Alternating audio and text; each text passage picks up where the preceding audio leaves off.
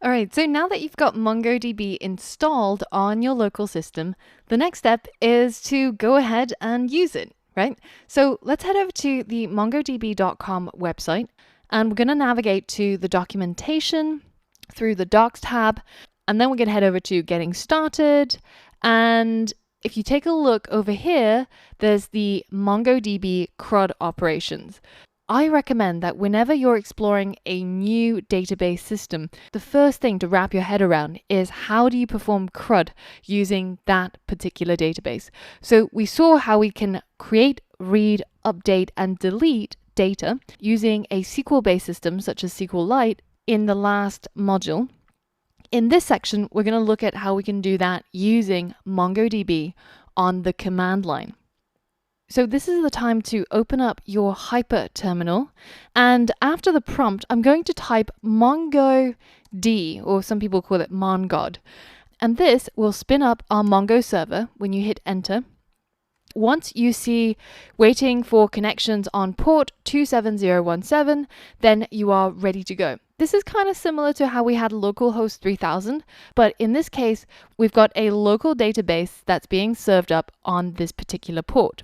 So now, if you go into Shell and New tab, or if you take a look here at the shortcut, which on Mac is Command T, then we can open up a brand new terminal. And this is a different connection because if you notice here, while our MongoDB database is running, we actually don't see our prompt. We can't type something in here, and we can't, for example, CD over to the desktop over here because we don't have an active connection to our terminal. This terminal is connected to the MongoDB database. In our new terminal, however, we do now have a prompt, and we can now tap into the Mongo shell.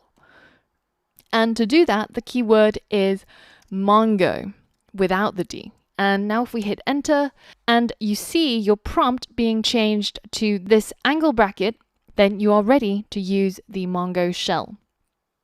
So the Mongo shell is basically just a way for us to be able to interact with our MongoDB databases on our local system using the command line. But before we create our brand new database, it's good practice to take a look at what databases we already have. How do we do that? Well, if at any point you get stuck and you're inside the Mongo shell, so you've got your little angle bracket showing there, you can always type help as a cry for help, and you will be able to get a helpful list of things that you can do while using the Mongo shell. So the one that I want to highlight to you is this one, which is the command show DBs. And this shows the names of the database that we currently have on our local system. So let's go ahead and try that out. Show DBs. Hit enter, and you can see that by default, when you install MongoDB, it comes preloaded with 3 databases: admin, config, and local. And you can see that all of them are taking up 0 gigabytes of space because they're completely empty. This is what it would look like if you have a brand new configuration of MongoDB.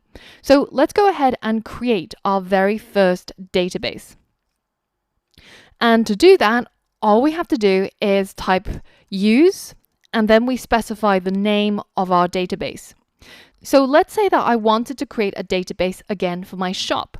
So I might call my database shopdb. I can write use space shopdb and hit enter. So now Mongo tells me that I've switched to the database that is called shopdb. But if I go back and I write show DBs, I don't see shopdb anywhere. Well, that's because for it to be listed, it has to have some content. So we first have to give it some data. We're now ready to tackle the C in CRUD and see how we can create data using MongoDB. If you ever want to know which database you're currently in, you can always type DB, hit enter, and it tells you that you're currently working within the shop database. So how do we create data in our database? This is the time to head back over to our documentation where we've got the MongoDB CRUD operations explained to us. So what we want to do is to create, and you can see that in order to create one entry or many entries into our database, the syntax looks something like this. We write db dot collection, and this collection is actually the name of a collection. And if that collection name doesn't currently exist, then by writing this line and by executing it, it will actually create that collection.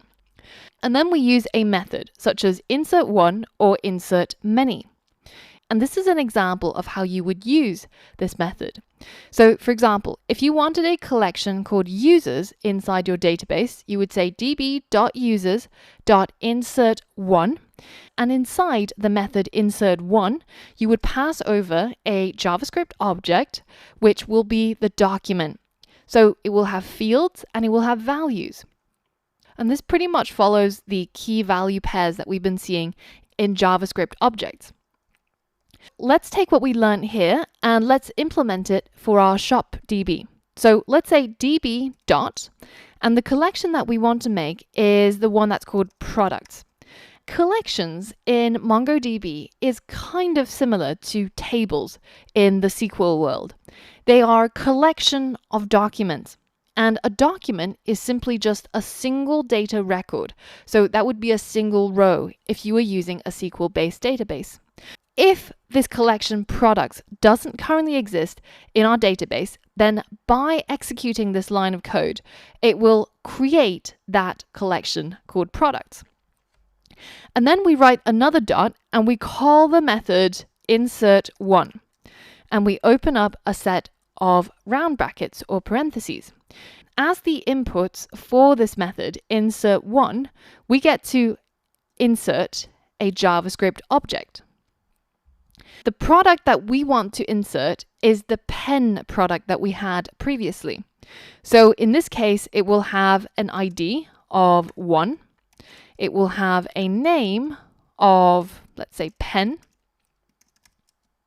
And it will have a price of £1.20. This is all the data that I want to add to each record or each document inside my products collection. And when I hit enter, my data gets added to my database. And now I can use the keywords show collections, and it will show me all the collections that currently exist in the current database, which remember is shopDB. So I've only got one collection, which is called products. And in my products, I've only got one entry, which is my pen product. This is how easy it is to add data to our database using MongoDB. And if you look at the documentation, you can see that you can either insert one or you can insert many. And if you click on it, you can see the syntax as well as examples for each of these methods. MongoDB is extremely well documented, and pretty much anything you want to do with it is explained really well through the use of graphics and examples in their documentation. So now it's your turn to create a new document using the Mongo shell, and you're going to create the second product in our products collection, which is the pencil product. Pause the video now, and in your Mongo shell, create the second product. Okay, so we're going to follow the format that we had previously. We're going to tap into our database. We're going to look for the collection that's called products. And then we're going to, again, insert one product. And that product is going to be, again, a JavaScript object. And it's going to have an ID of 2 this time, because this is the second entry. And then it's going to have a name of pencil. And it will have a price of 0.80, so 80 cents or 80p. And when we hit enter, then we've created our second document. So now we have a database called shopDB that contains a single collection called products. And inside this collection, there's 2 documents, one with this data and another with this data.